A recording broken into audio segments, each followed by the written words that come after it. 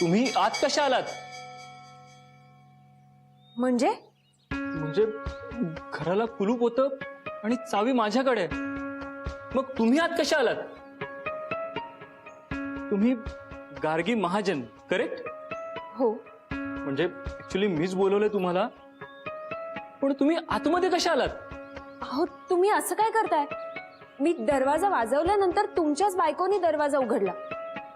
मी आणि त्या खूप वेळ गप्पा सुद्धा मारत बसलो होतो. इनफॅक्ट तुमचीच वाट बघत बसलो होतो आम्ही. जीसस. हो. रमा, काय झालं?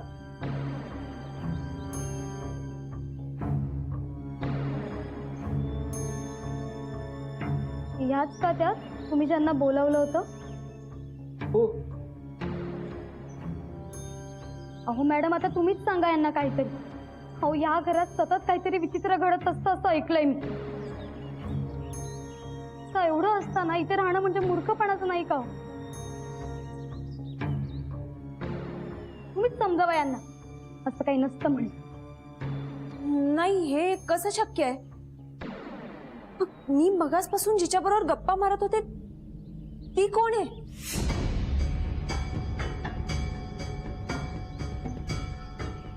घ्या, म्हणजे तुम्ही सुद्धा आता काहीतरी अनुभवलं ना?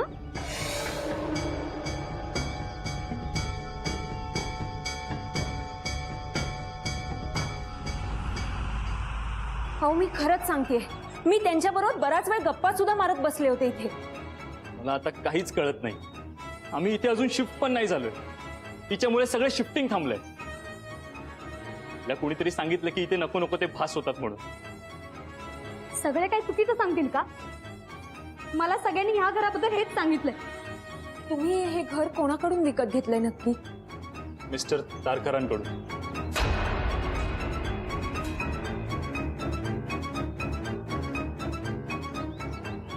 10 वर्षापूर्वी तारकर नावाचं एक जोडपं राहायचं. मिस्टर तारकरांनी त्यांच्या बायकोच्या प्रेताची विल्हेवाट लावली आणि निघून गेले. काय? हो. काय झालं? नाही, आर यू शुअर इथे दुसरं कोणी राहत नाही? हो, कसं शक्य आहे? जर इथे दुसरं कोणी राहत असतं तर तारकरांनी हे घर आम्हाला का विकलं असतं? ती बाई कुठे गेली आहे? आपण त्या खोलीत जाऊन बघूया का? म्हणजे ऑफकोर्स तुम्हाला चालेल तर. हो, प्लीज चला ना.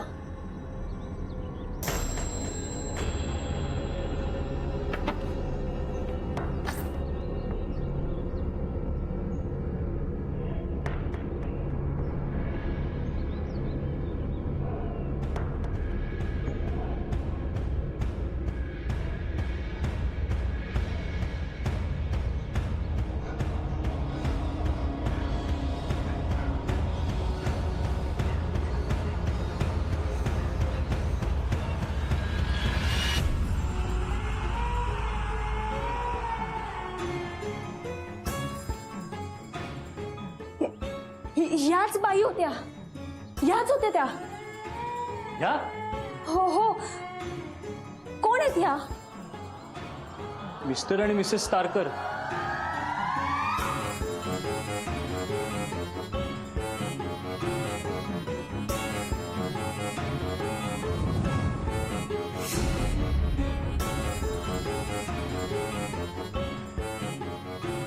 पॉलिसीचे एवढे सगळे पैसे गेले कुठे? आणि तोट्यात चाललेला मिस्टर तारकरांचा बिझनेस अचानक व्यवस्थित कसा चालायला लागला? ज्या वेळेला मिसेस तारकरांनी त्यांच्या नवऱ्याला ह्या सगळ्या गोष्टी विचारल्या तेव्हा खूप मोठं भांडण झालं त्यांच्यात. झटापट झाली. त्या झटापटीत मिस्टर तारकरांनी त्यांचं डोकं भिंतीवर आपटलं आणि त्या जागच्या जागी गेल्या.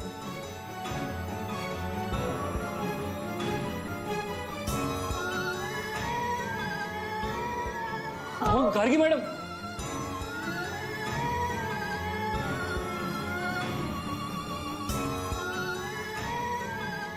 गार्गी.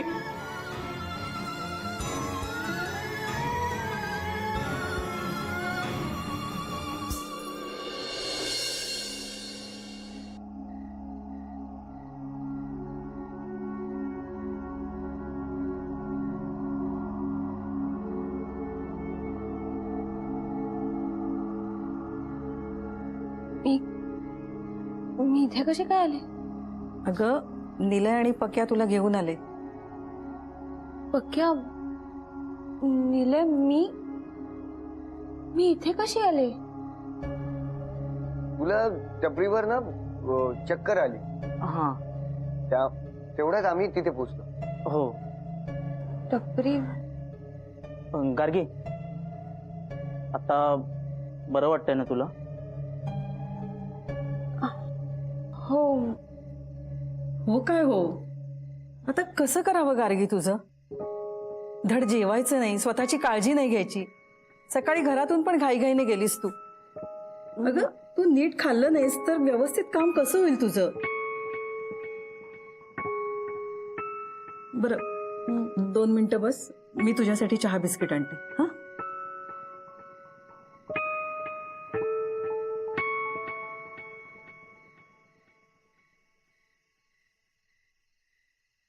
गार्गी, तू नक्की ठीक आहेस ना? मला जितकं लक्षात आहे मी त्या घरात चक्कर येऊन पडले ना. मग टपरीवर हे बघ, तुला आता सध्या आरामाची गरज आहे. आपण या विषयावर नंतर बोलू. हा. माझ्या बरोबर आज जे काही घडलंय ना. गार्गी, तू शांत हो आधी. मी म्हटलं ना आपण या विषयावर नंतर बोलू. कशाबद्दल नंतर बोलायचं म्हणतोयस निलय? काकू, ते आमचं शूट करायचं राहिलं ना, ते आम्ही कधी करायचं आणि कसं करायचं ते ठरवायचं आहे. आता अजिबात कामाविषयी बोलायचं नाही. हा गार्गी, तू चहा बिस्किट घे, म्हणजे तुला जरा बरं वाटेल. आणि तुम्ही दोघांनी थांबा, इथेच जेवून जा. नाही काकू, मला एक काम आहे, मला जावं लागेल. अरे थोडा वेळ थांब, तासाभरात स्वयंपाक होईल. नाही काकू, मला खरंच जावं लागेल, पण मी पुढच्या वेळेस आहे ना नक्की जेवून जाईल. बरं ठीक आहे. निलय, तू तरी थांब ना. ठीक आहे, थांबतो. गार्गी, तू खाऊन घे, मी आलेच. दादा, मी पण येतो. गार्गी, काळजी घे.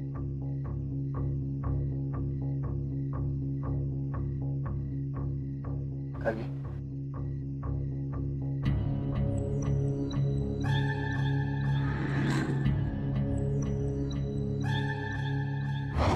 चहा घेणार?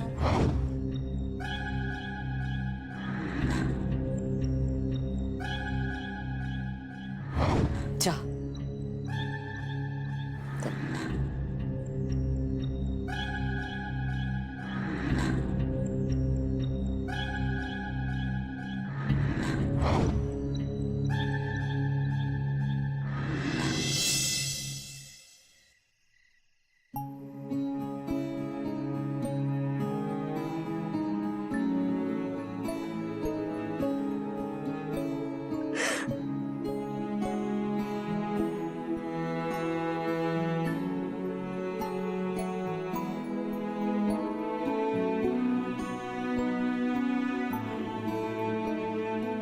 अहो साक्षीताई, जाऊ द्या ना. तुम्ही बी काय छोट्या छोट्या गोष्टी मनाला लावून घेता? माझं नेहमीच आहे ग बैजू. मला वाटेल तसं बोलते मी.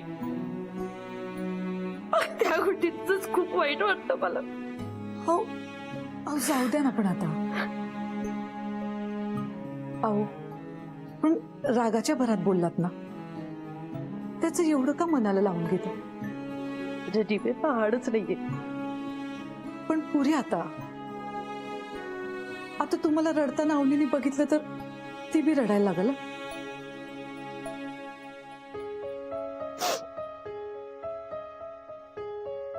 तू जा खाली.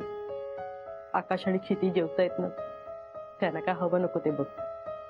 अहो ताई, त्या दोघांचं बी झालंय. पण आता मी खाली गेले ना तर ते मला विचारतील काय झालं म्हणून.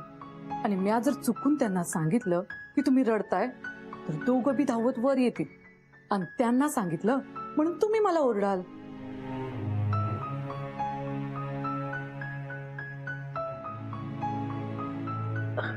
बैजू, तू जेवून ये जा. अहो मी जेवते नंतर, आधी तुमच्यासाठी ताट घेऊन येते. मी नंतर दूध घेईन. हं? अहो अर्ध्या ताटावरून उठलात तुम्ही. अवनी कुठे? अहो ती क्षितिज दादांच्या खोलीत खेळता खेळता झोपली बी. तिला घेऊन येशील का? आणते. ती जरा फ्रेश होते.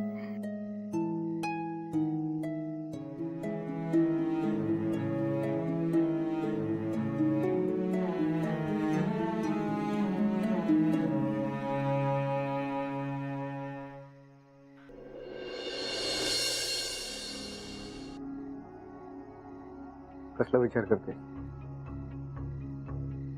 सगळं डोक्यावरून चाललंय माझ्या, मला काहीच कळत नाहीये.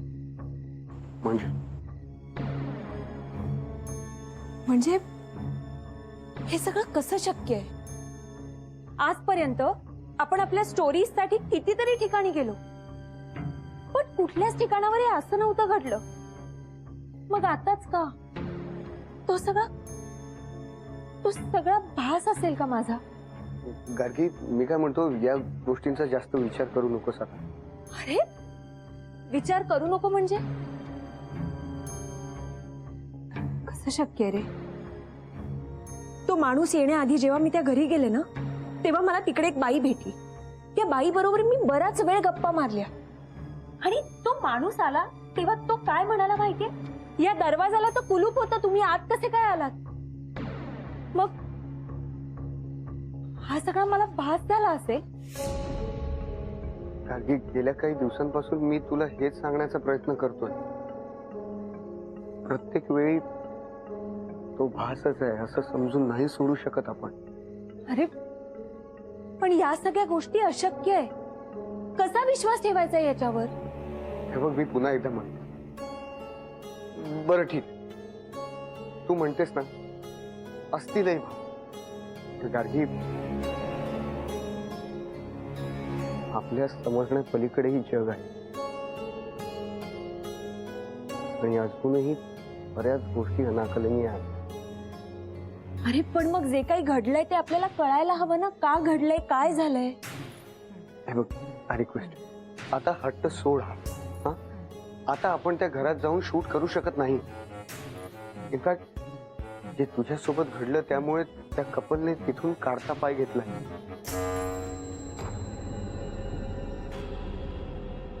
मग आता काय करायचं? म्हणजे मला खरंच काही कळत नाहीये. तुला कळत नाही ना, मग मी सांगतो ते ऐक. हे बघ, यापुढे आपण जेव्हा जेव्हा शूट करू ना, तेव्हा आपल्याला अजून जास्त अलर्ट राहावं लागेल.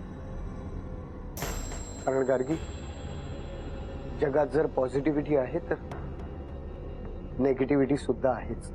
निलय, हो मला कळतंय, पण तुला माहितीये मिस्टर तारकरांनीच त्यांच्या बायकोचा खून केलाय. काय? हो, मिस्टर तारकरांनीच मिसेस तारकरांना मारलंय आणि सगळ्यांना सांगितलं ते फॉरेनला गेले आहेत. पण ही गोष्ट घडली आहे याचा पुरावा आपल्याकडे काय आहे? अरे मिसेस तारकरांशी मी बोल.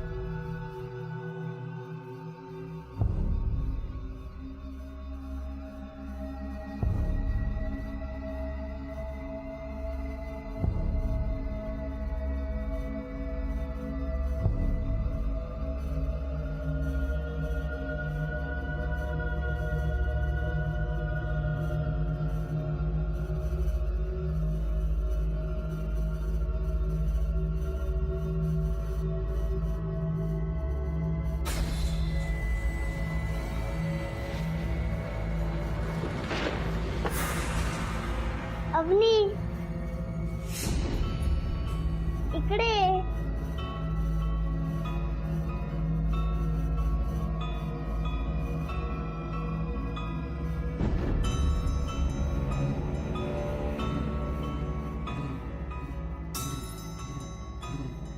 माझ्यासोबत लपंडाव घेणार. इकडे ये. ये इकडे. ये इकडे. ये ये ये ना.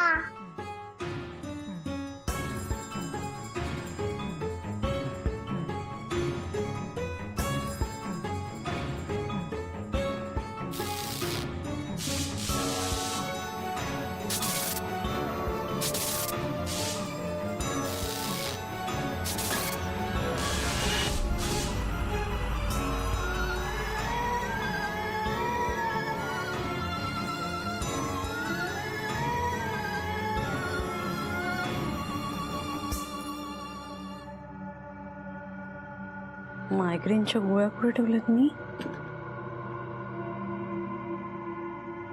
कपाटात येतो.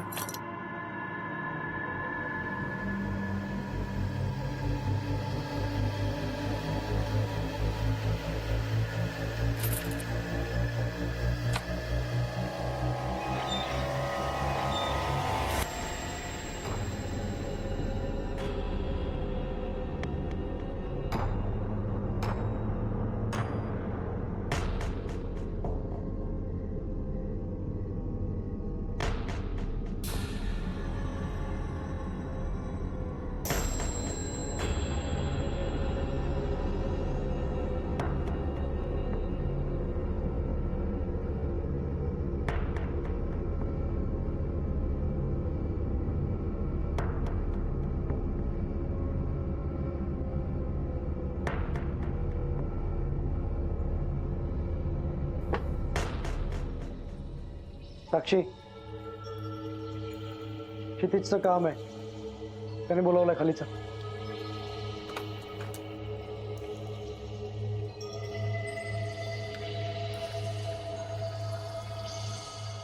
तुला वेळ लागलाय का? घरात असताना कपाट का लॉक करतेस? बरोबर आहे. तू काही शिल्लक ठेवलेस का कपाटात ठेवण्यासारखं? खाली चल.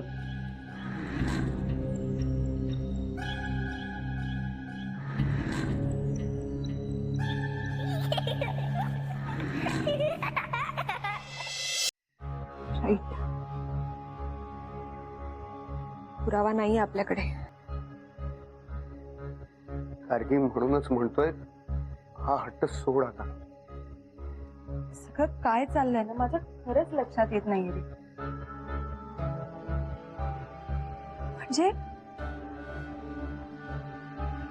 म्हणजे मृत्युंजय बंगल्याच्या बाबतीत सुद्धा जे काही घडलं ते सगळे माझे भास नव्हते. म्हणजे ते माझे भास नव्हते तर ते सत्य होतं का? आतापर्यंत तिकडे ज्या काही घटना घडत होत्या मला असं वाटलं की मे बी ह्युमन ट्रॅफिकिंग असेल असा अंदाज होता माझा. म्हणजे तो खरंच माझा भास नव्हता. भास नव्हता तर खरंच विचित्र घटना घडतायत तिकडे.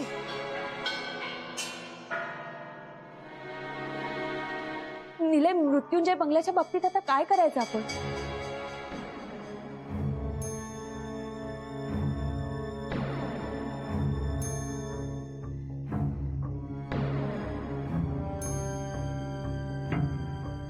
निलय बोल ना, काय करायचं मृत्युंजय बंगल्याचं? मला नाही वाटत आता या क्षणी मृत्युंजय बंगल्याचा काही विचार करायची गरज.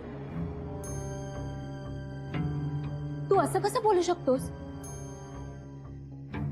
इनफॅक्ट या सगळ्या प्रकरणानंतर मला असं वाटतंय की